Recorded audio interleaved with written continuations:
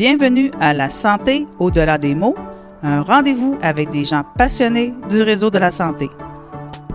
Votre hôte, Jean-Pierre Gagné, lui-même médecin, vous fera partager sa passion pour le domaine et vous fera découvrir une foule d'invités et d'acteurs clés du réseau. Voici votre hôte, le Dr Jean-Pierre Gagné. Bonne écoute!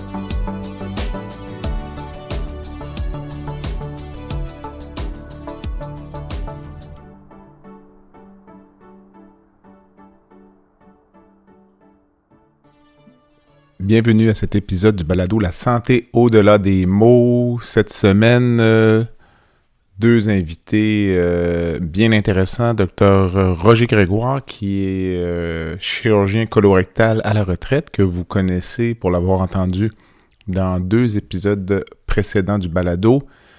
Roger est maintenant directeur adjoint des services professionnels au CHU de Québec, Université Laval. Mon deuxième invité est le docteur Serge Legault, qui est vice-président de la Fédération des médecins spécialistes du Québec. Serge est chirurgien général. Il est l'ancien président de l'Association québécoise de chirurgie. Il a passé la plus grande partie de sa carrière à la Cité de la Santé à Laval. Je profite du fait que nous sommes tous les trois réunis en congrès annuel dans Charlevoix pour discuter avec mes deux experts de leur regard sur les 2 années de pandémie que nous venons de traverser. Ils me donneront leur opinion respective sur les bons et les mauvais coups liés à la gestion de la pandémie. Et nous porterons également un regard sur le futur, sur les enjeux liés à la reprise chirurgicale, à la priorisation des cas, et sur divers autres aspects de cette terrible pandémie. Bonne écoute.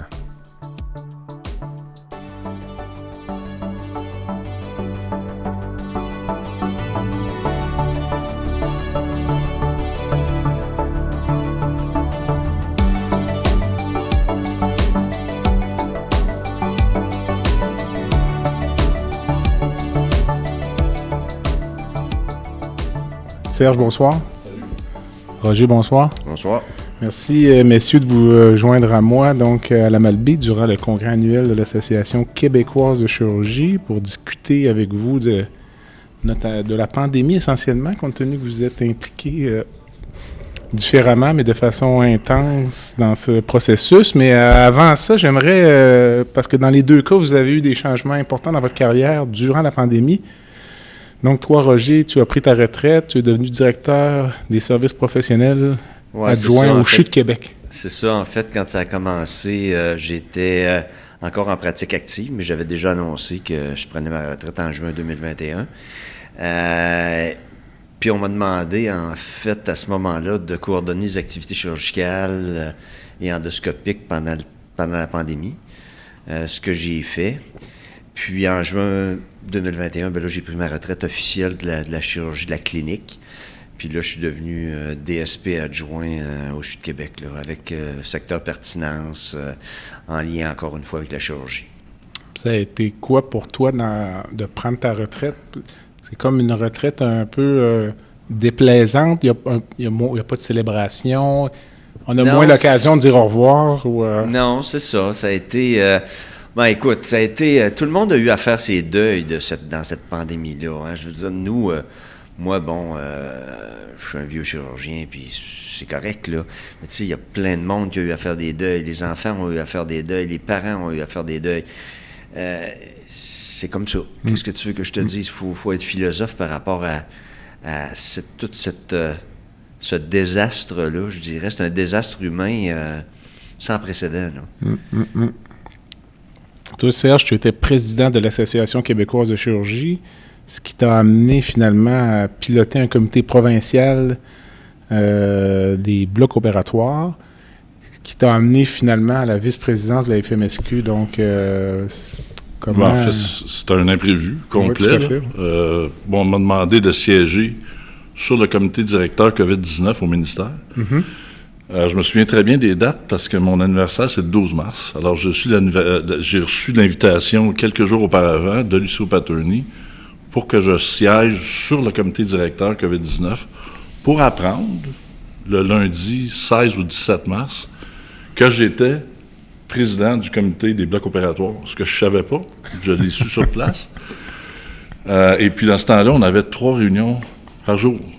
On ne savait pas à quoi on faisait face. Il y avait des inconnus constants.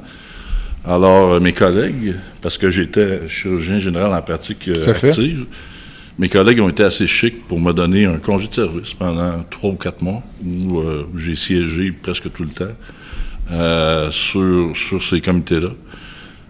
Après ça, à travers ça, j'ai pas eu une notoriété, mais les gens me connaissaient plus parce que je faisais des apparitions publiques.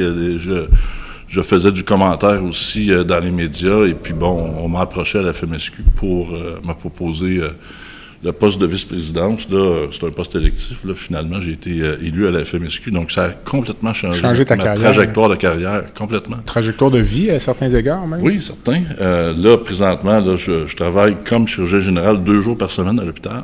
Encore une fois, avec l'assentiment de mes collègues.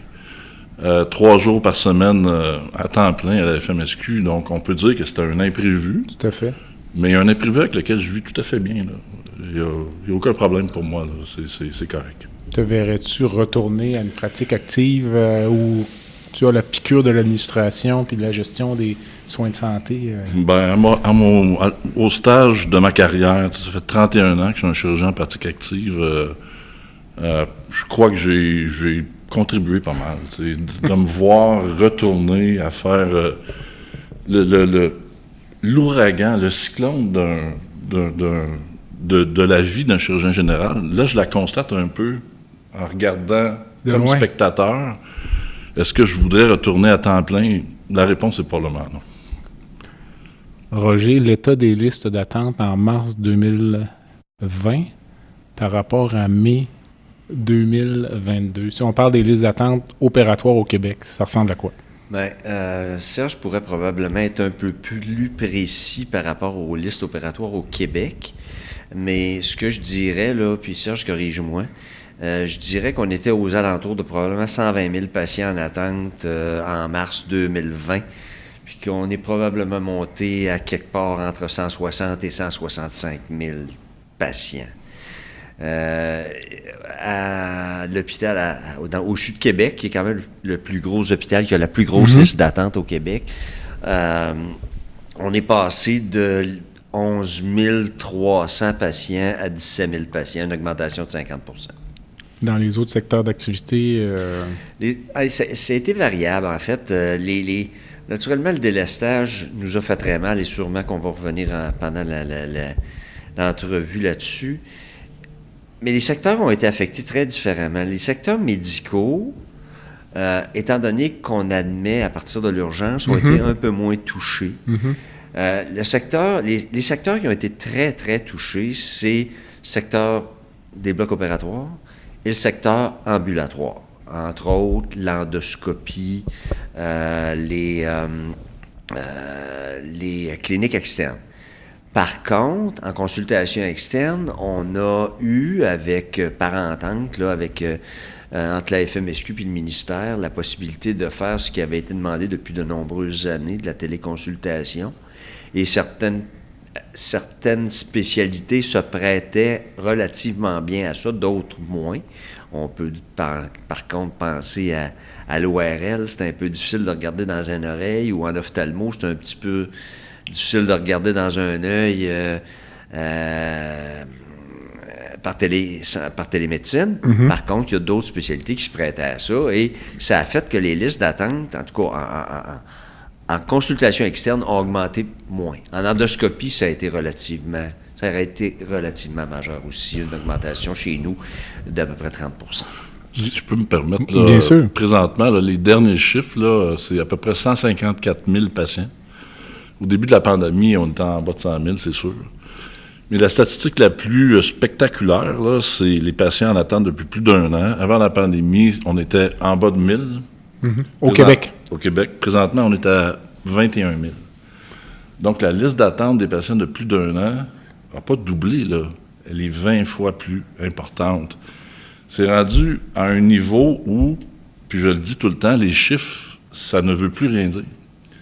Tu sais, c'est 20 fois plus. Si tu as un terrain de 1000 pieds carrés, ton terrain devient un terrain de 20 000 pieds carrés, on ne parle plus de la même superficie. On parle d'une augmentation où les gens ne sont pas capables de mettre ça en perspective parce que c'est tellement spectaculaire. Donc, tu sais, la priorisation des patients qui attendent depuis plus d'1 an, c'est quelque chose avec lequel, au ministère, je suis complètement d'accord. De mettre ça en œuvre à travers la priorisation, c'est ça le défi. C'est un autre défi. On avait l'impression, Serge, avant la pandémie, qu'on avait à certains égards un réseau qui était fragile ou à bout de souffle. Puis là, la pandémie nous frappe. L'état actuel du réseau de santé aujourd'hui, en 2022, mai 2022, est-ce qu'on doit se considérer chanceux d'être dans cet état-là? Est-ce que ça aurait pu être 20 fois pire, comme tu parlais des attentes? Oui et non. En fait, le réseau était pas à bout de souffle. Le réseau était dysfonctionnel. OK. Pour plusieurs raisons. La pandémie a entraîné des décisions au début de la pandémie, puis Roger en a parlé là, lors de son allocution au Congrès, qui ont fait qu'il y a des décisions maladroites qui ont été prises devant l'incertitude de cette maladie-là. Par exemple? Le délestage. Across the board, homogène partout au Québec. On demandait de délester aux gens d'Abitibi, pour la Côte-Nord, à cause du manque de médication, de la crainte des équipements de protection individuelle. Et les chirurgiens, les équipes au bloc opératoire ne comprenaient pas pourquoi. Tout à fait. Les spécialités ne comprenaient pas pourquoi. Les chirurgiens cardiaques se demandaient pourquoi il fallait qu'ils arrêtent d'opérer alors que leurs patients ont toujours une priorité à peu près supérieure aux autres patients sur les listes d'attente, même les patients de cancer. Alors, le réseau était dysfonctionnel. Puis, si on peut apprendre pour transformer le réseau, ben on va avoir fait quelque chose qui va avoir fait œuvre utile. Encore là, c'est plus facile de le dire que de le faire. Tout à fait. Puis que d'établir des stratégies pour que ça fonctionne. Roger, est-ce qu'il y a quelque chose qu'on aurait pu faire mieux, selon toi, là, dans tout ça? Parce qu'on a fait beaucoup de choses, puis... Ouais, on recevait, écoute, Jean-Pierre, on recevait, puis Serge en sera témoin, là, puis on en reçoit encore, là, les directives ministérielles, à coup de 2, puis de 3, puis de 4 par jour, là, au départ, là, puis on en reçoit encore, puis les directives sont modifiées, puis etc. Mais la chose qu'on a mal fait, on a mal protégé notre personnel.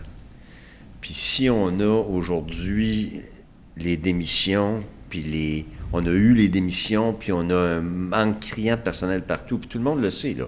Je veux dire, c'est comme on dit en anglais, across the board, là. Je veux dire, au Tim Hortons, il manque de personnel, aussi, au Saint-Hubert, il manque de personnel, il manque de personnel partout. Par contre, le milieu de la santé est un milieu spécialisé, et le fait d'avoir perdu beaucoup d'infirmières, je pense que c'est parce qu'on les a pas traitées de façon tout à fait adéquate. Et je dis pas ça parce que les gens étaient malveillants, mais les gens ne savaient pas comment traiter avec, et ils savaient pas l'ampleur de ce qui s'en venait, de la vague qui s'en venait. Tu sais, on parle des vagues, là. Il y en a eu des, c'est ce que je disais aujourd'hui, il y en a eu des petites hier, il y en a eu des petites, puis il y en a eu des grosses. Puis à la 6e vague, bien, on n'a pas fait la même chose que ce qu'on a fait les premières fois. Le délestage avec la distribution des infirmières puis des préposés un peu partout dans l'hôpital, on a arrêté ça. Ça a été fini, final. On a laissé les gens dans leur milieu, premièrement, et dans leur spécialité, ce qu'on n'a pas fait au début. Alors, les gens qui ont été délestés 1, 2 puis 3 fois, à un moment donné, ils se sont dit, regarde, ça va être correct, là, j'en ai assez. On passe à d'autres choses. On passe à d'autres choses, on démissionne. Et il y a eu beaucoup de démissions dans le réseau. Je ne sais pas comment c'est, au total, dans le réseau, comment ça a été, mais à un moment donné, on se rappelle, M. Legault, pas toi, mais le premier ministre parlait de 12 000 personnes qui étaient manquantes dans le réseau. Alors, réseau. Ben, si je peux me permettre, la pandémie, là, essentiellement, c'est une crise de ressources humaines. C'est pas une crise de docteurs. C'est une crise d'organisation du système. On a parlé beaucoup de temps supplémentaire obligatoire. On a parlé beaucoup des agences, du rôle des agences privées dans le système public, du rôle des cliniques médicales spécialisées et du privé dans l'apport à l'effort pour la pandémie. Ces choses-là se réfléchissaient auparavant, mais il n'y avait pas de facteurs qui faisaient qu'on devait prendre des décisions structurelles. Là, c'est arrivé d'un coup sec, et puis c'est normal. La différence entre la dernière vague et la première vague, c'est que pendant l'évolution de la pandémie, les gens au ministère se sont rendus compte que justement, de faire des décisions top-down partout au Québec de la même façon, ça ne pouvait pas fonctionner parce qu'il y avait des hôpitaux qui étaient moins impactés que d'autres. Et justement, il y avait des hôpitaux où le délestage était plus sauvage, entre guillemets, et où on mettait du personnel un peu partout. Ça nous a aussi démontré que la cogestion, où les docteurs avaient quelque chose à dire avec les gens de l'administration pour suggérer des solutions, ça fonctionne. Puis je pense que si on a une leçon à tirer de la pandémie, c'est que la cogestion devra faire partie de nos mœurs dans le système médical dans le futur. Juste un petit dernier point par rapport à ce que Serge vient de dire. Le délestage sauvage, oui. Moi, j'ai appelé ça comme ça aussi. Mais il y a eu des périodes, lorsqu'on a délesté, on délestait les infirmières qui n'avaient pas d'endroit à aller. On les envoyait chez eux en congé. C'était une directive. Oui, c'était la directive. Alors, c'est un peu ridicule, là. Ces gens-là auraient pu contribuer à donner des soins, mais ils n'en donnaient pas parce qu'on n'avait pas d'endroit où les envoyer. J'avais parfois l'impression que s'il y a eu tant de départs, des retraites peut-être qui n'étaient pas prévues, des gens qui se sont réorientés, c'est parce que dans bien des cas, le verre était plein. Puis qu'on peut-être ramassait un peu ce que notamment les infirmières avaient pu subir comme contrainte au cours du temps. Puis que la pandémie, ça a seulement été l'élément déclencheur pour dire assez, c'est assez. Roger? C'est sûr que ça a été un catalyseur pour beaucoup de choses, là. C'est un gros wake-up call. Premièrement, au point de vue sécurité civile puis santé publique, je pense pas qu'on était prêt. Puis là, je tire pas de roche au docteur Arruda puis aux gens de la santé publique, là. Mais je pense qu'on n'était pas prêt pour ça. On se rappelle 2008, le SRAS-CoV-1 à Toronto, ça avait été une pandémette, là. C'était rien, là. Je veux dire, là, c'était majeur. Puis, ce qui m'attriste un peu dans tout ça, puis bon, le ministère, le gouvernement dira, bon, on a bien agi, bon, c'est correct. Mais on regardait ce qui se passait en Europe, puis ça arrivait 2 mois après chez nous. Puis on n'a pas appris à chaque fois, à chaque vague, c'était exactement la même chose qui arrivait, puis ça se produisait toujours de la même façon, puis c'est comme si on n'apprenait pas. Alors ça, je pense que ça a été un gros manquement. Mais oui, ça a été un catalyseur. Oui, ça comme je l'ai dit tantôt, le TSO, Serge en a fait allusion, temps supplémentaire obligatoire, là, ça fait des années que les infirmières se plaignent de ça, là. Le manque de personnel, ça fait des années que les infirmières se plaignent de ça. Alors, malheureusement, on a récolté ce qu'on a semé, puis à travers, il y avait de l'ivraie. Tout à fait. Mais il y a des choses qui ont aidé, puis il y a des choses qui n'ont pas aidé. La santé publique n'est pas habituée aux urgences. Les gens prennent des décisions réfléchies, les réflexions sont faites en comité. Ces gens-là accomplissent un travail extraordinaire, mais c'est difficile pour eux de prendre une décision en disant, bon, faisons ça, c'est une urgence, on va prendre la décision qui nous apparaît la meilleure. Ces gens-là ne sont pas habitués de travailler comme ça. Ces gens-là sont habitués de travailler en revisant la littérature, puis lorsqu'ils prennent une décision, ils sont pas mal sûrs que ça va marcher. Là, on les a mis en mode urgence. Puis pour eux autres, c'était antinomique, complètement. Pendant la pandémie, lorsqu'il y a eu une crise de préposés aux bénéficiaires. Le gouvernement a suggéré des formations accélérées. Ça a été un succès. On a recruté beaucoup de gens. Et là, les gens se sont dit au ministère, bien là, on va faire des formations accélérées pour plein de titres d'emploi, dont les infirmières. Mm-hmm. C'est une erreur. Mm-hmm. Une infirmière, on ne peut pas former ça en accéléré. En accéléré. Sans ça, on compromet la qualité des soins aux patients. Donc, on parlait souvent de construire l'avion lorsqu'il volait, là. Mm-hmm. Il y a un paquet d'êtres humains qui n'avaient jamais été confrontés à ça, dans un système déjà dysfonctionnel, qui devaient faire de leur mieux. Mm-hmm. Et puis, ça a été difficile à cause de ça. Il y a des leçons extrêmement positives de la pandémie, mais il y a des constats qui, malheureusement, doivent être faits, là, puis constatés. Roger, est-ce que le politique était trop près du médical? On voyait le premier ministre à la télévision à tous les jours et qui, parfois, dictait des conduites qui allaient peut-être à l'encontre de ce que Dr Arruda avait dit ou avait l'intention de dire. Bon, je vais te donner une impression. Je vais donner une impression. On a juste à regarder comment Luc Boileau a maintenant des conférences de presse isolées du politique. Exact. Isolées de M. Dubé, de M. Legault. Je pense que oui, il y a eu beaucoup d'influence politique. C'est sûr que la politique au Québec, on s'en sort pas, là, il y en a partout. Là. Mm-hmm. Mais ceci étant, je pense que oui, malheureusement, il y a probablement eu des décisions qui ont été prises qui étaient les mauvaises décisions, des décisions pas à temps ou pas juste à temps, parce qu'il y avait un lien trop proche entre la santé publique et le politique. Puis Serge a une autre vision. Là. Lui, il l'a vu de l'intérieur du ministère ou à peu près. Là. Peut-être qu'il y a une impression complètement différente de la mienne. Là, mais c'est pas différent. En fait, puis Legault l'a dit à plusieurs fois, à la fin de la journée, c'est moi qui décide. Mm-hmm. Okay? Puis ça, il a assumé ça tout le long de la pandémie. C'était probablement une erreur de stager des conférences de presse avec le docteur Arruda, puis le ministre de la Santé, puis François Legault. Puis ça me faisait penser vraiment de façon précise à la crise du verglas. Oui. Avec Caillé, puis avec Lucien Bouchard, où il y a eu une espèce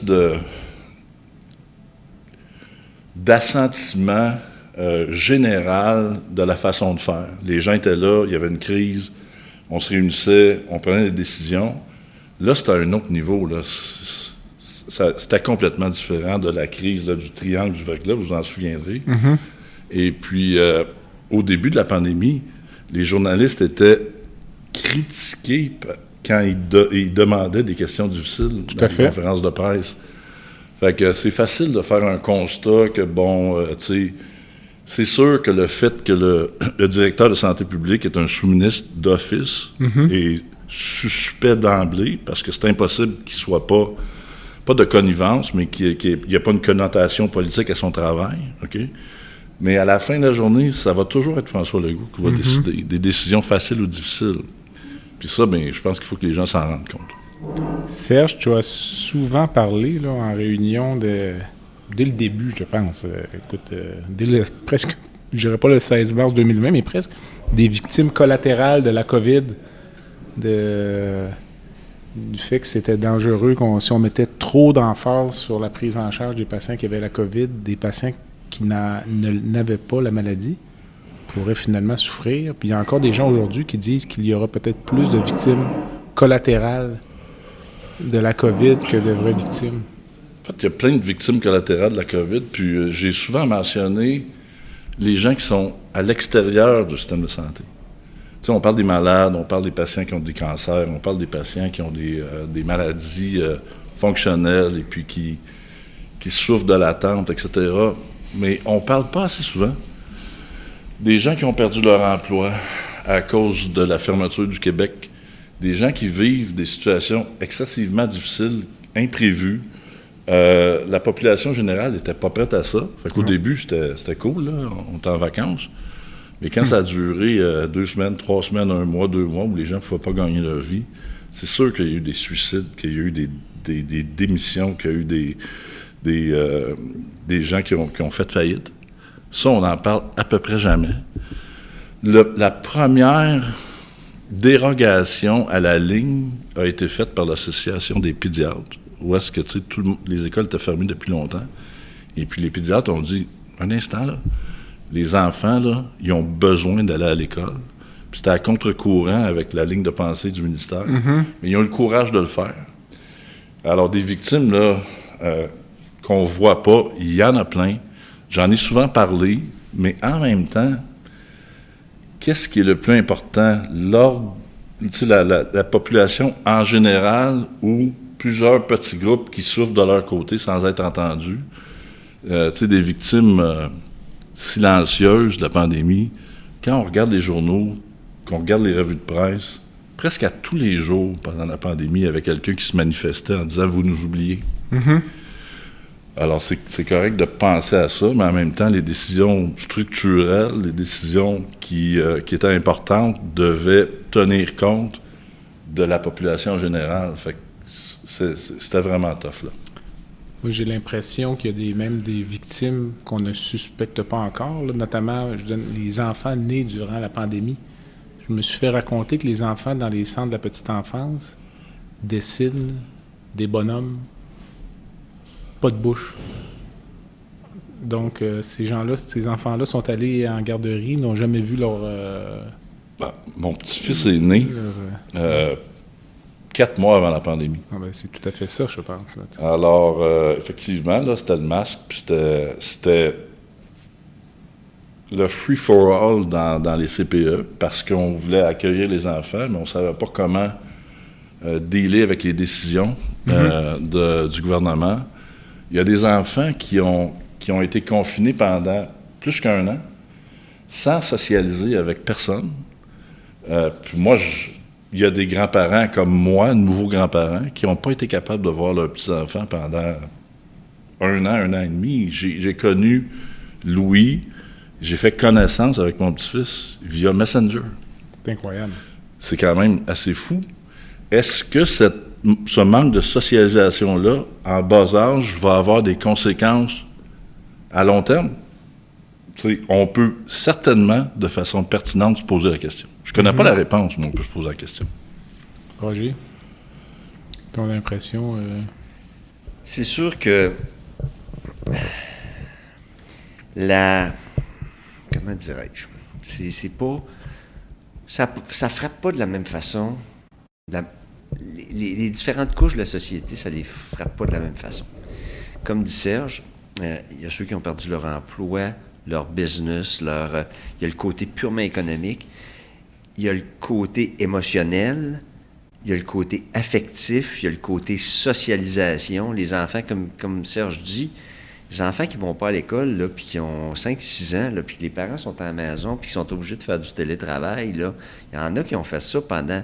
Moi, ma fille est plus vieille, là, je comprends, mais elle a fini son secondaire 5 en télé-école. Elle a fait son cégep, sa première année de cégep en télé-école, puis elle est retournée à l'école. Début de la 2e année, elle ne connaissait pas les gens avec qui elle travaillait ou elle étudiait. Puis, bon, c'est une jeune adulte, une adolescence, on forme notre caractère, on change, on devient des adultes, on entre dans le vrai monde. Écoute, c'est terrible, là. Tu sais, moi, je vais parler de moi, là. Moi, j'ai pris ma retraite, là. Puis là, je voulais aller voyager avec ma conjointe, puis tout ça, là. No can do. Impossible. No can do. Je le dis, là, c'est une catastrophe mondiale pour toutes les sociétés. C'est pour toutes les sociétés. Regardez ce qui se passe en Chine, là. En Chine, là, ils sont confinés, là. Pékin fermé complètement, 25 millions d'habitants, personne ne sort de là. Incroyable. C'est assez incroyable, là, quand on pense à ça. Là. Bon, écoute, la preuve indéniable là, de l'effet sur les enfants, c'est le fait que, en tout cas, quand j'étais ado, puis que l'été finissait, ça me tentait pas de retourner à l'école, là. OK? Bon, puis je sais pas, peut-être que je suis à contre-courant, là. Mais là, quand l'école a commencé à recommencer en présentiel, c'était le party provincial. Ouais. Les gens voulaient voir leurs amis, etc. Il y avait Tout du à fun. fait. C'est ça. C'est un peu une preuve de changement de paradigme que la pandémie a amené. Il faut que les enfants socialisent. Et puis, les 2 ans que ça a duré, on commence à mesurer l'impact sur les adolescents. Les adolescents, souvent, c'est une période difficile de leur vie, mais c'est aussi une période riche en émotions, en socialisation. Ces gens-là ont été empêchés, entre guillemets, de faire ça. Exact. Puis ça fait partie de l'évolution, puis de tous les enfants, de tous les adolescents. Alors, tout d'un coup, tous les enfants du Québec se sont mis à aimer l'école. C'est une bonne chose, C'est mais... un constat assez impressionnant. Mais j'ai quand même été impressionné, moi, personnellement, par la résilience des adolescents dans l'ensemble. Remarque, moi, j'étais peut-être dans une situation artificielle en raison du fait que j'ai plusieurs enfants, donc il y avait quand même une cellule familiale. Mais j'ai trouvé quand même assez impressionnant. Puis comme tu disais, Serge, il y a des grands segments de... Quand ça a commencé, il y en a beaucoup qui disaient, ben écoute, ça va durer quelques semaines, ça va recommencer. Mais il y a des segments de leur vie qu'ils ne reverront pas, là. Les premières rencontres sentimentales, les balles de graduation. Aller dans les... Ça ne revient pas, ça. Tu ne refais... Ma fille n'a pas eu son bal de graduation. Aller dans les bars, exact, alors que tu n'as pas l'âge. Tu sais, c'est niaiseux, là, mais ça fait partie de l'adolescence. À certains égards. À certains égards. En fait, tout le monde se souvient de son bal de finissant. Tout le monde. Il n'y a personne, il n'y a aucun adulte qui ne se souvient pas de son bal de finissant. Il n'y en a pas eu pendant 2 ans. Puis au début, je trouvais les manifestations de parents un peu puériles, là. Tu sais, c'est juste un bal, là. C'est une soirée dans la vie de quelqu'un, mais c'est une soirée emblématique. C'est un passage obligé. C'est exact. Un passage obligé. Oui, tout à fait. Serge, c'est quoi le triage avancé? Bon, les gens ont critiqué ça de façon importante lorsque on a fait nos travaux avec les éthiciens de Cité de la Santé, Marie-Ève Boutier, Michel Lorange, et qu'on a débouché sur une espèce de stratégie pour trier les patients si jamais l'impossible devait arriver, c'est-à-dire pas assez de lits, pas assez de ressources en salle d'opération, pas assez de respirateurs. Il y a beaucoup de commentateurs sur le monde médical. Je pense notamment au Devoir, où les gens disaient « ça n'a pas de bon sens ». Des groupes de pression, des représentants de personnes handicapées, etc., qui disaient « ben là, vous scrapez intentionnellement la vie d'une certaine partie de la population. Vous faites de la discrimination qui n'a pas sa place ». On a fait des discussions, puis tu pourras confirmer, Roger, là, jusqu'à minuit le soir, là, dans la première vague, là, pour essayer de trouver une solution pour que tout le monde trouve son affaire.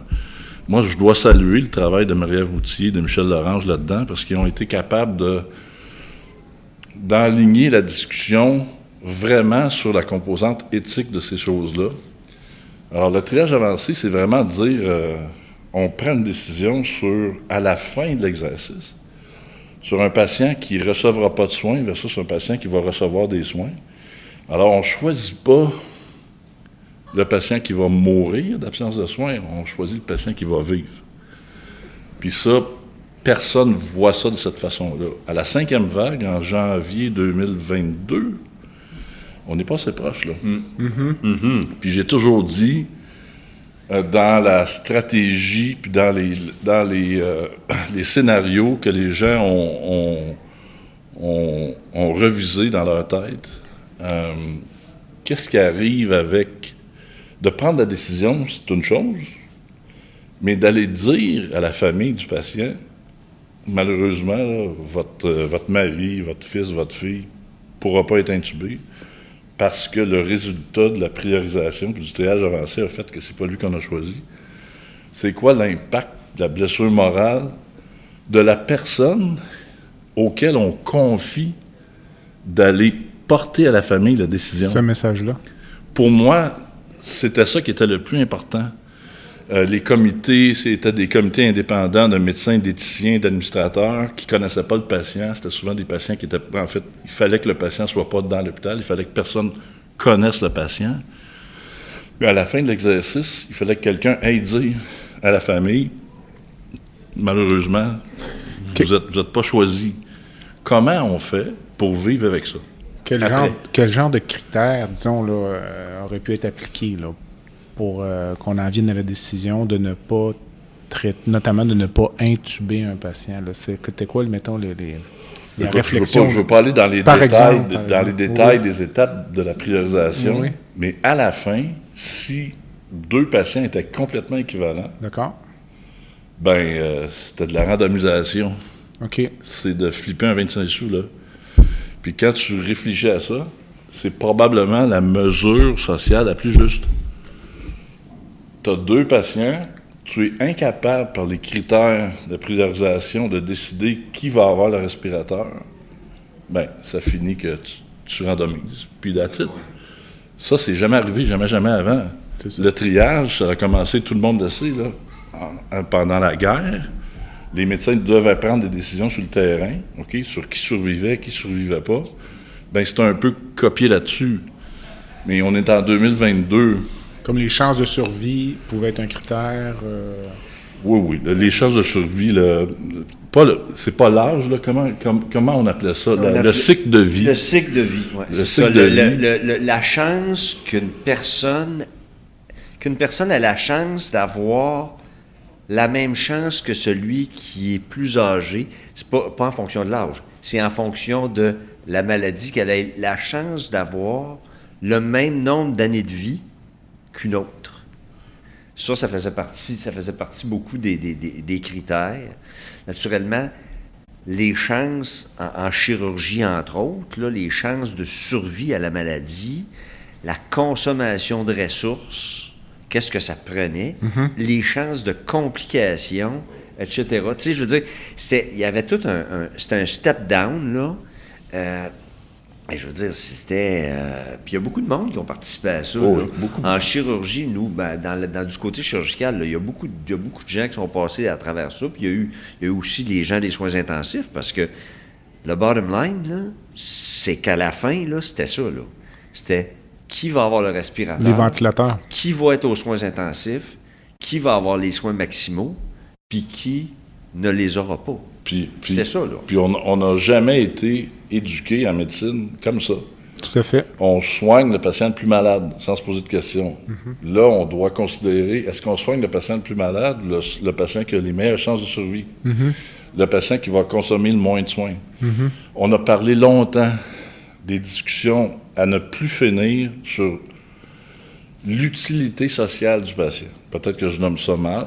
Est-ce que si, au même niveau, avec les mêmes considérations, on doit choisir entre le premier ministre du Québec et puis un patient qui travaille dans la construction?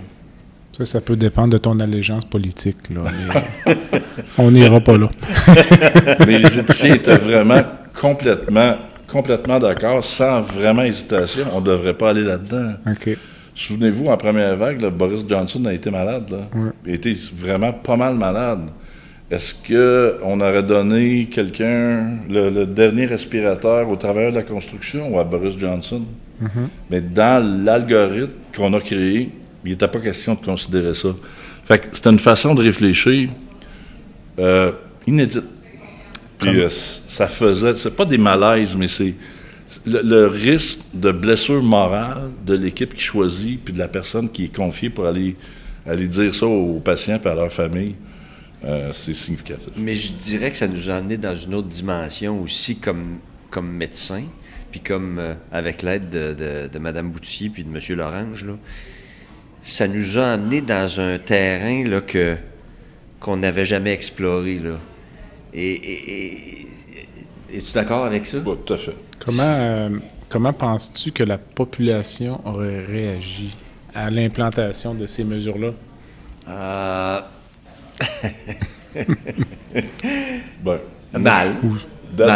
Mal, sûrement. Mais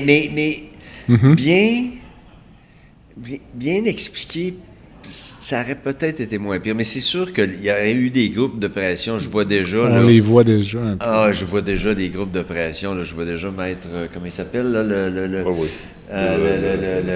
gars de la protection des malades. Là. Je le vois déjà là, à 24-60 par Radio-Canada. Là. Mais ceci étant... Paul Brunet. Non, c'est Paul Brunet, c'est ça. Alors, on ne voulait pas se rendre là, mais inévitablement, si on avait eu besoin d'y aller, on n'aurait pas eu le choix. Parce que les gens seraient morts de toute façon si on ne leur avait pas donné de soin. Serge, comment penses-tu que le corps médical aurait réagi à ce genre de directive-là? Mal. Aussi? Oui. On n'a jamais été confronté à ça. En Amérique du Nord, le triage que les docteurs ont dû faire sur les champs de bataille, là, ça n'a jamais été en Amérique du Nord, ça n'a jamais été diffusé de façon très précise. Fait que les gens auraient mal réagi.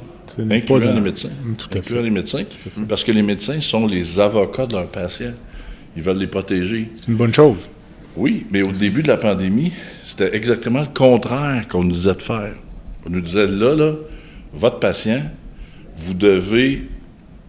Il doit passer en deuxième parce que la première affaire qu'on doit protéger, c'est la capacité du système hospitalier.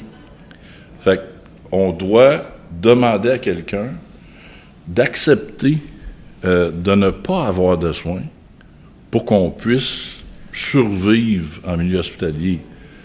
Toute notre résidence, toute notre formation en médecine, on s'est fait dire exactement le contraire. Tout à fait. Tu travailles pour ton patient, tu ne travailles pas pour l'hôpital, tu ne travailles pas pour le ministère, tu ne travailles pas pour le système, tu travailles pour ton hôpital. Si tu crois que ton patient attend trop longtemps, tu dois faire des pressions sur les administrateurs pour essayer de le faire opérer. Là, c'était exactement le contraire. C'était complètement antinomique à ce qu'on a toujours été entraîné de faire. C'est difficile d'appeler médecin. On prend une courte pause et on revient avec Dr Serge Legault et Dr Roger Grégoire. Le podcast La santé au-delà des mots est une présentation du groupe conseil Beauchamp, Beaulieu, Dessureau, Toupin de la financière Banque nationale Gestion de patrimoine. Comme nous croyons que la santé financière fait partie de la santé globale, nous sommes heureux de nous joindre au Dr Jean-Pierre Gagné pour vous souhaiter une bonne saison de La santé au-delà des mots. Tu veux lancer ton propre podcast, mais tu ne sais pas comment t'y prendre? Pas de problème. Mouton Marketing peut t'accompagner de la conception au lancement. Envoie ton idée de podcast à bonjour@gomouton.com, bonjour@gomouton.com. L'univers du podcast t'attend.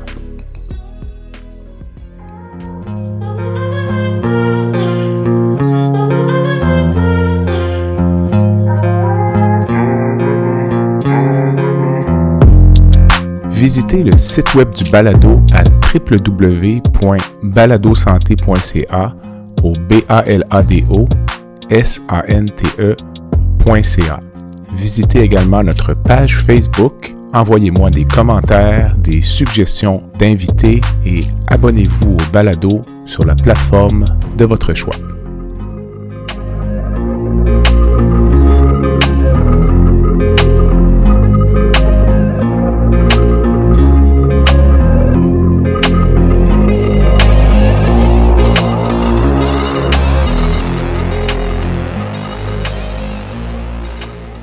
Serge, est-ce qu'on pourrait survivre ou affronter une troisième année de pandémie? On est à la mi-mai 2022. Le port du masque obligatoire vient d'être levé. Il y a une atmosphère dans la population qui laisse croire que les gens pensent que c'est terminé. Donc... On va survivre, c'est sûr. Puis les gens ont survécu à des catastrophes pandémiques depuis le début de l'humanité. Mais la résilience sociale a une limite. Si jamais on devait prendre des décisions de reconfiner, de reparler du port du masque obligatoire, de mesures structurantes qui sont, je pense que la population n'embarquera pas. Okay? Mm-hmm. La 4e dose est disponible présentement. Je n'ai pas les statistiques de pourcentage de population qui ont reçu la 4e dose, je ne les ai pas. Mais je fais la prédiction que ça va être pas mal moins populaire. Mm-hmm. Les gens croient qu'ils ont déjà pas mal donné. Une anecdote très, très, très rapide. J'ai été visiter ma mère qui est dans une RPA, elle a 88 ans, la semaine dernière. Et puis, je me suis dit, les vieux vont continuer à porter le masque. Non, il n'y avait pas de masque, pas du tout, dans la RPA. C'était une espèce de symbole de dire, ça fait 2 ans qu'on est en prison, le masque, on le met aux poubelles parce qu'on ne veut plus faire ce que vous nous avez demandé. Alors, présentement, le virus s'ajuste, là, puis probablement que ça va devenir de moins en moins virulent, même si c'est très contagieux. Puis la preuve, beaucoup de médecins, beaucoup de gens des milieux de la santé ont eu la COVID, n'ont pas été très malades. Et puis la population le constate. Alors de demander des sacrifices supplémentaires, ça va être très difficile. Très difficile. Roger, toi, comment verrais-tu l'annonce d'une 3e vague? En fait, ce qu'on voit, ce que j'entends, là, c'est qu'il y a d'autres variants qui viennent d'apparaître, là, le BA5, puis le BA4, puis le BA5, qui sont techniquement plus contagieux, mais moins virulents. Alors, je pense qu'il va falloir que, oui, tu sais, on l'entend là, depuis peut-être 6 mois, là. Il va falloir commencer à vivre avec le virus. Le problème, à mon avis, c'est qu'on le dit, mais qu'on ne le fait pas. Tout à fait. Et il est là le problème. Puis là, je ne veux pas casser de sucre sur certains groupes dans les hôpitaux, mais il y a encore énormément de résistance de certains groupes à relâcher parce que... Puis là, on se comprend. On est entre amis, Roger. Je ne suis pas un complotiste, là, puis je ne pense pas que c'est rien qu'une petite grippe. Là. Il y a eu des millions de morts dans le monde. Là. Mais il reste qu'à un moment donné, si on dit qu'il faut vivre avec le virus parce qu'il va revenir, puis il va y avoir, comme la grippe saisonnière, comme la gastroentérite, comme le RSV, le virus respiratoire syncytial chez les enfants, ça va revenir. Alors, à un moment donné, il va falloir vivre avec. Ou bien tu vis avec, ou bien tu vis pas avec. C'est dichotomique. C'est comme être enceinte. Tu l'es ou tu l'es pas. C'est quelque chose que tu as souvent dit, toi, Serge, qu'il fallait apprendre à vivre avec oui, le puis virus. dans ce que, pour enchérir sur ce que j'ai dit, la structure hospitalière est telle que c'est très, très, très difficile de convaincre les gens qu'il faut changer de façon de faire. Donc, de gestion pandémique, de gestion risque zéro, à contrôle des méfaits. Il y a des gens qui vont continuer à mourir du virus, mais si on essaie de gérer risque zéro, la reprise des activités chirurgicales, la reprise des activités diagnostiques se fera jamais. Et puis, tu en seras mon témoin, Jean-Pierre, parce que tu sièges sur le même comité que moi au ministère. Je fais présentement une allergie au PCI. Je dirais que c'est plus qu'une allergie. Là. Okay. C'est anaphylactique. C'est ça, exactement. Anaphylactoïde, oui, c'est ça. Et puis, j'ai fait des représentations incessantes au ministère de la Santé. Et ils sont d'accord avec moi que la place des PCI est exagérée dans les hôpitaux. PCI, pour nos auditeurs non médecins. Prévention et contrôle des infections. Excellent, merci. Bon, exact. Merci de le mentionner. Mais en même temps, je constate que la notion de dire vous devez isoler les patients de façon prophylactique 5 jours versus 10 jours, ça ne fonctionne pas. On est incapable de faire baisser la résistance de certains groupes qui veulent absolument considérer la maladie comme gestion de risque zéro. Ce qui est impossible. Oui, puis ça va impacter la reprise des activités chirurgicales, la reprise de toute l'activité normale. Tu sais, on est à 90% des activités chirurgicales présentement. À tous les jours qu'on est à moins de 100%, la liste d'attente augmente. Exact. Vois-tu le jour où on va être à 120%, comme la sous-ministre au Paterny l'avait évoqué ou demandé, si je ne m'abuse, à l'automne 2021, Roger? C'est un peu avant, c'est après la 3e vague. OK.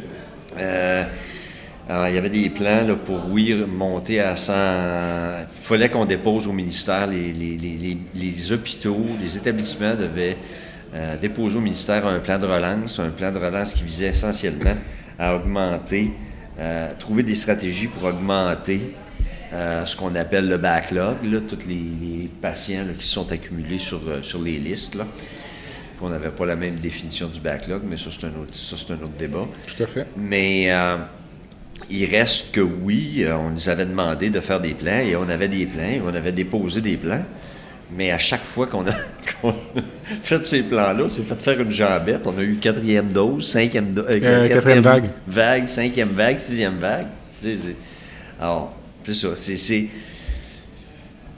Est-ce qu'on pourra un jour, et là, je veux pas être pessimiste, là, mais est-ce qu'on pourra un jour juste arriver à avoir un intrant qui est égal à l'extrant, juste ça. C'est-à-dire que le nombre de patients en attente se stabilise. Ça serait... Juste ça, là, ça serait... Un succès. Un succès, je pense. Serge, le mot délestage était vraiment à la mode en début de pandémie. Le deuxième terme très, très populaire, c'est priorisation. Alors, comment prioriser un patient en attente d'une chirurgie pour cancer par rapport à un patient qui est en attente pour une prothèse de genou?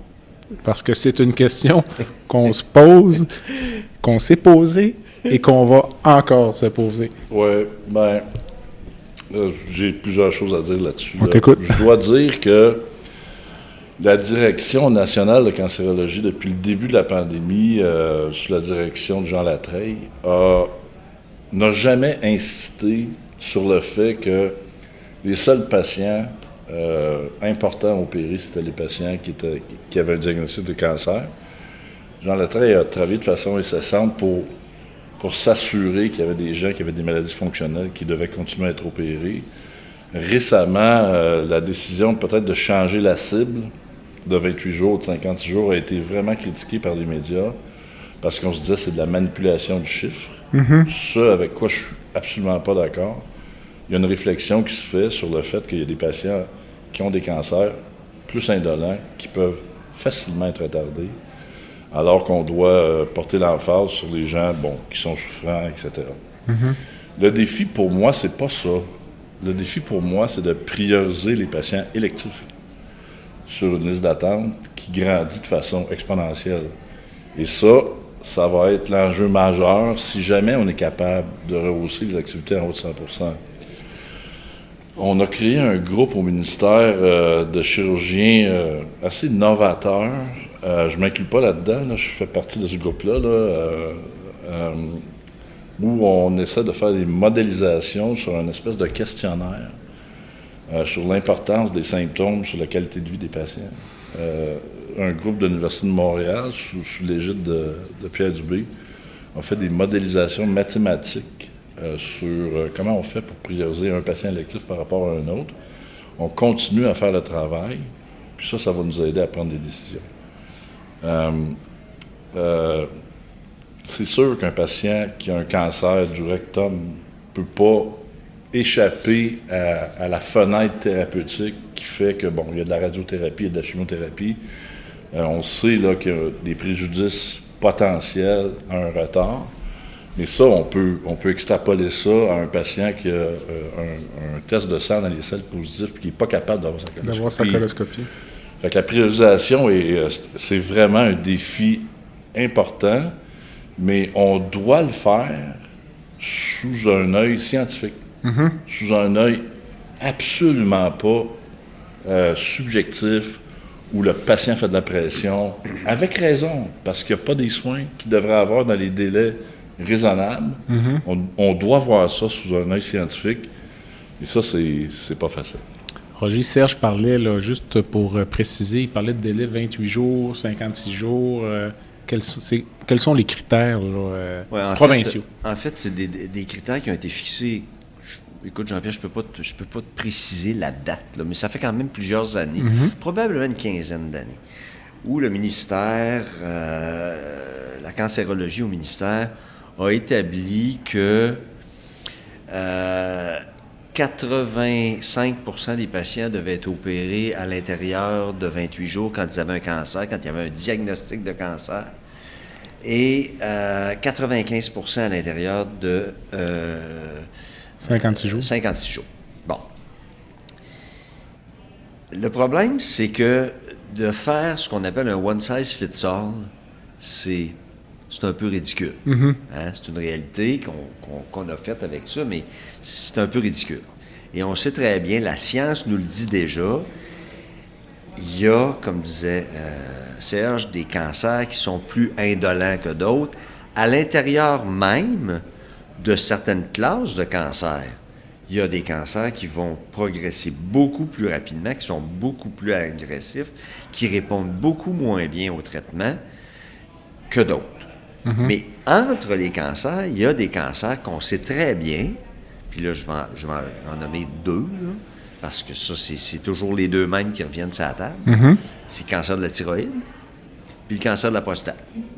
Alors, tu sais, quand tu regardes la science, tu dis, ben, cancer de la thyroïde, 28 jours, oui, peut-être, mais peut-être pas dans le même sens que la patiente qui a un cancer du sein triple négatif, qui, ça, est un cancer beaucoup plus agressif puis qui répond beaucoup moins bien. Alors, tu sais, d'avoir une règle, une norme qui est unique, c'est peut-être pas tout à fait correct. Bon, ce qu'on répondra, c'est ouais, mais ça veut pas dire que on va faire plus de patients, on va juste déplacer le délai. Parce que je l'ai déjà entendu, celle-là. C'est vrai, on déplace le délai, mais on permet aussi à ceux qui ont des maladies bénignes puis qui sont non fonctionnels, peut-être d'être opérés un petit peu plus rapidement, sans avoir un préjudice pour ces patients-là qui ont des tumeurs qui sont moins agressives. Moi, je trouve l'allongement de ces délais-là sur des bases scientifiques pour certains types de cancers, l'impression que j'ai surtout, c'est que ça donne plus de flexibilité. Parce que les administrateurs du réseau de la santé se sont fait vraiment inculquer cette règle d'or du 28 jours. Puis c'est tatoué, puis en fait... Ils sont évalués là-dessus. Exactement. Alors, ce sont des personnes à convaincre aussi. Donc, c'est un défi de plus. Là, l'ajustement des cibles en cancérologie, c'est pas de la frime, là. Ouais. C'est le fruit d'une réflexion pour que les gens qui ont des maladies fonctionnelles soient opérés plus rapidement. Je dois dire aussi que le fait que les patients qui attendent depuis plus d'1 an sont 20 fois plus élevés qu'au début de la pandémie, ça témoigne du fait qu'on en a fait de la priorisation depuis 2 ans. OK? Et puis, on doit dealer avec des chirurgiens qui sont mécontents de l'absence de soins à leurs patients parce qu'ils ont fait un contrat. Là. Quand on voit le patient, on leur dit « tu vas être opéré ». Et puis, si le patient est opéré 1 an et demi plus tard, probablement qu'on ne remplit pas notre contrat. Tout à fait. Mais ça prouve que les médecins ont fait des efforts de priorisation. Et puis, on peut dire instinctivement, si le patient attend depuis plus d'1 an, probablement qu'il peut attendre depuis quelques mois de plus d'attente, c'est correct. Le prolongement induit de la pandémie a fait que là, ça devient des situations qui sont problématiques. Un peu invivables. Mais juste pour... et certains diront, par contre, c'est une question de justice sociale. Tu sais, c'est ça. Tu le sais, Jean-Pierre, on a été sur le même comité de priorisation, puis les choix n'ont pas toujours été faciles, là. Non. Ça a été, même pendant la première vague, là, c'était... Houleux. Les choix étaient... Premièrement, on chamboulait complètement le fonctionnement des salles d'opération, mais aussi on allouait des ressources en fonction de ce qu'on connaissait puis ce qu'on croyait être les meilleures choses. Des téléphones, on en a fait, puis on a reçu des fois on n'a pas reçu beaucoup de fleurs. On a reçu beaucoup de pots, par exemple. Pas de menace, mais ça s'en venait. Non, mais mes pneus d'auto sont encore corrects. Serge, on approche la fin de l'entrevue. Peut-être en quelques mots, ou peut-être même une expression, un point positif à tirer de la pandémie. Ben, en fait, je pense que là, les administrateurs d'hôpitaux ont compris que la cogestion était quelque chose d'incontournable. Lorsque les médecins s'assoient avec les administrations hospitalières pour essayer de trouver des stratégies qui sont le plus à valeur ajoutée, on constate dans les hôpitaux où ça fonctionnait que c'est vraiment quelque chose de positif.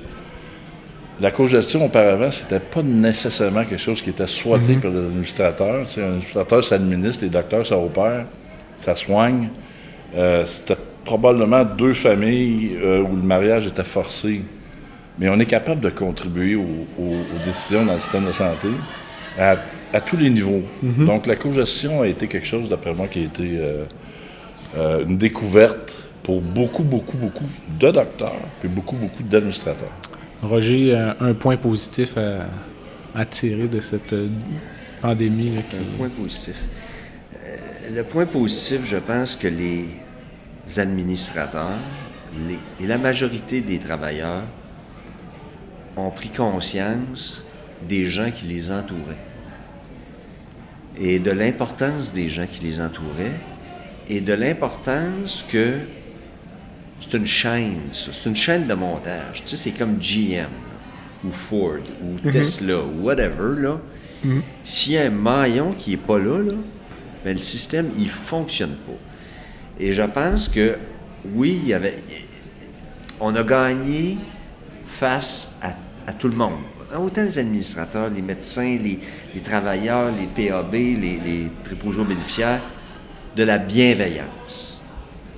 Et de faire attention à notre personnel parce que c'est notre plus grande ressource, là. C'est notre plus grand trésor, là. Puis on le voit, là. Serge, quelle note donnes-tu au réseau de la santé sur 10 pour la gestion de la pandémie? Oh, c'est une question difficile, là. Je crois qu'au début, malgré les meilleures intentions, le leadership était déficient avec les gens en place, notamment, pour ne pas la nommer, Mme McCann. Je crois que le nouveau ministre, c'est plus un nouveau ministre, là, il est en poste depuis plus qu'1 an, a compris qu'il fallait qu'il contribue parce que c'était une urgence nationale. Donc, ça s'est amélioré depuis que Dubé est là. Je dirais pour l'effort, 10 sur 10. J'ai connu avec tous mes préjugés de docteur, j'ai connu des fonctionnaires au ministère de la Santé qui n'ont jamais compté leurs heures, qui étaient toujours présents. Donc, ça m'a impressionné. Puis vraiment, j'ai vraiment changé d'idée sur la façon de faire tout le kit. C'est vrai que c'est gros, le ministère de la Santé. Est-ce que le résultat, c'est une note parfaite? La réponse, c'est non. Je pense pas que c'est un fail. On pourrait dire peut-être 6 ou 7 sur 10. Il y a plein de choses à améliorer. La refondation du système de santé, peut-être que ça va aider à améliorer. Je sais pas. Mais, tu sais, globalement, 6 ou 7 sur 10. Note pour de le passage. résultat, mais pour l'effort, 10. tout à fait. Roger, ta note sur 10? Je suis obligé d'être d'accord avec Serge. La note globale est probablement autour de 6 ou 7. Mais, je l'ai déjà dit, je lève mon chapeau. Et Serge le mentionne, puis je vais le redire. Là, je vais dire la même chose que lui. Je sais que peut-être que je radote. Là, c'est peut-être l'âge. Là. Mais oui, il y a peut-être, là, il y a des gens dans certains hôpitaux, des administrateurs d'hôpitaux, là, qu'il y a beaucoup de confrontations avec le personnel, les médecins, etc. Mais moi, dans mon hôpital, puis les gens que je connais au ministère, j'en connais quelques-uns, là, pour avoir eu toutes sortes de fonctions, là, c'est des gens qui ne comptent pas leur heure, puis qui ont une bienveillance, qui veulent que le système fonctionne, qui veulent que les patients soient traités, qui veulent... Puis on le voit aussi du côté du politique, là. On a mis de l'argent. Là. Il y a de l'argent actuellement. Il y a 400 millions au ministère là, pour la chirurgie. Là. Pour la reprise. Pour la reprise. Là. Alors, il y a une volonté politique, mais il y a plus que ça. Là. On veut s'occuper des gens. Dans les hôpitaux, moi, les gens que j'ai côtoyés, c'est des gens aussi qui, en bout de piste, là, je veux dire, ils travaillent fort. Tout à fait. Ils travaillent fort. Là. C'est des gens qui travaillent des 80, 90, 100 heures par semaine. Là. Tout à fait. Alors, je dirais globalement 6 à 7, oui. Alors, Roger, toi, tu es un habitué du balado, là, donc c'est ta 3e visite. Ouais, alors, comme tu sais... J'ai un tour du chapeau. Alors, c'est le tour du chapeau. Alors, ça va donner l'opportunité à Serge de se préparer, mais la section baguette magique de l'entrevue te permet, dans un premier temps, de changer instantanément une chose dans le système de santé. Aujourd'hui, 20 mai 2022, c'est quoi, en quelques mots, là? Tu sais, c'est le retour du balancier, hein? On centralise, on décentralise, on centralise, on décentralise. Alors, Serge, au début de l'entrevue, a parlé des commandes qui venaient du ministère qui étaient across the board, pour tout le monde, de façon, quel que soit l'endroit, quel que soit l'établissement. Il y a certains éléments du système de santé qui doivent être décentralisés, qui doivent être régionalisés. Dans mon esprit, okay. C'est extrêmement clair parce que quand on a eu, peut-être vous avez vu ça la semaine passée, il y a eu un article dans le Journal de Québec, sûrement dans le Journal de Montréal, sur les temps d'attente. Ça m'a fait rire, puis j'ai envoyé un commentaire à Serge. Tu sais, c'est une joke, là. Attendre à Gaspé, avec une relativement petite population, c'est pas comme attendre dans le CIUS de l'Est de Montréal, où tu as Maisonneuve-Rosemont, ou Cité de la Santé, où tu as des centaines de milliers de patients traités. Alors ça, Serge, ça me fait bien rire. Serge, je t'envoie la baguette magique. Tu changes quoi instantanément dans le système de santé? J'aimerais ça changer plein de choses, mais j'ai dit... Une chose, ce sont les règles du jeu. Parfait, merveilleux. J'ai dit depuis le début de la pandémie, depuis le début que je trempe là-dedans, que la crise, c'est une crise de ressources humaines. Fait que j'avais quelque chose à changer, là. Ça serait des infirmières, des inhalothérapeutes, des préposés bénéficiaires bien formés, en quantité industrielle, pour aider à staffer nos hôpitaux, pour aider à diminuer l'épuisement, le cercle vicieux des gens qui se font demander de façon constante de rester à l'hôpital, de ne pas contrevenir à leur code de déontologie en inhalo, en nursing, en ci, en ça. Alors oui, l'afflux insoupçonné du personnel. Okay. Si on est capable de régler les enjeux de ressources humaines en tirant les leçons de la pandémie qui fait qu'on doit fonctionner différemment, immédiatement, ça irait mieux, je pense. Ça va marcher. Alors, je reprends cette fameuse baguette, je me retourne vers Roger, puis encore pour une 3e fois, je te laisse rencontrer n'importe qui dans le monde, vivant ou décédé, pour prendre un verre ou un café. Avant qu'elle ne décède, j'imagine que tu vas savoir de qui je veux parler. Élisabeth II. Élisabeth II a vécu comme reine 70 ans. Imaginez le nombre de personnes qu'elle a rencontrées, le nombre de crises mondiales qu'elle a vues, le nombre de... Ça doit être une encyclopédie. Alors, Élisabeth II. Alors, dans le palmarès, la reine Élisabeth, ça fait 2 fois qu'elle sort, parce que c'était le choix d'Olivier Mailloux. Ah, peut-être. En Ben oui, dé- mais en- Olivier Rioux. oui, Ouais, c'est ça. au début de la séquence, Mais c'est donc, peut-être dans mon, les mon petit premières côté entrevues. britannique aussi qui fait... Serge, toi, Ben, tu moi, je aimerais vais dire- rencontrer qui? Ben, moi, je vais dire quelqu'un qui a certainement pas sorti, là. J'aimerais rencontrer Jack Nicklaus. Non, effectivement, bon choix. Ce gars-là, 4e choix. c'est mon idole. C'est mon idole parce que il a contribué à l'essor d'un sport qui était élitiste. Il a contribué au fait qu'il a démocratisé le golf. Les joueurs étaient mieux payés, mais surtout, pendant toute sa carrière, il y a eu 0 scandale, 0 esclandre. Il a toujours été droit. C'est vraiment mon idole. Un modèle. Tu sais, il y a peut-être eu le fait qu'il a appuyé Trump là, la dernière fois. Ça, c'est son Ok. seul blemish. OK, mais peut-être que c'est le vieillissement du cerveau, peu importe. Mais vraiment, c'est mon idole. Je capote à toutes les fois que dans les cahiers de sport, on parle du plus grand sportif de l'histoire du monde, puis on mentionne jamais son nom. OK. Jack Nicklaus, sans aucun doute. Excellent choix. Messieurs, on approche la fin de l'entrevue. Là. On a un petit bruit de fond là, parce que les activités sociales du Congrès commencent. Donc, je vais remercier Dr Serge Legault, qui est vice-président de la Fédération des médecins spécialistes du Québec. Serge, merci. Merci. Et je vais remercier également Dr Roger Grégoire, qui est directeur des services professionnels adjoints au CHU de Québec, Université Laval. Roger, merci.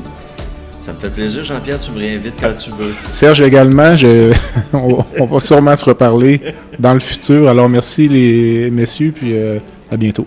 Merci.